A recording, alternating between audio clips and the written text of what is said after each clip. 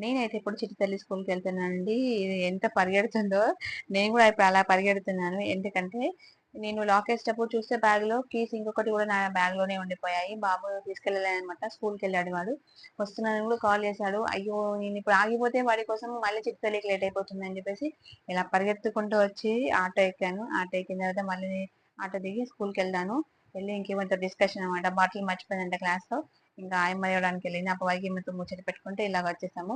మొత్తానికి మళ్ళీ బయలుదేరాము. నేనంతా బ్యాగ్ అంతా మళ్ళీ లగేజ్ అంతా అది పట్టుకొని మళ్ళీ అన్నయ్య వెయిట్ చేస్తుందని చెప్పి ఫాస్ట్ ఫాస్ట్‌గా తీసుకెళ్ళి మళ్ళీ ఆటో కోసం వెయిట్ చేస్తున్నాం ఇక్కడ. ఆటో కోసం వెయిట్ చేస్తుంటే చూడండి ఎలా చెప్తుందో క్యాప్ పెట్టుకోమని చెప్పేసి క్యాప్ కూడా సరిపోలేదంట. ఎండ చాలా ఎక్కువగా ఉందంట.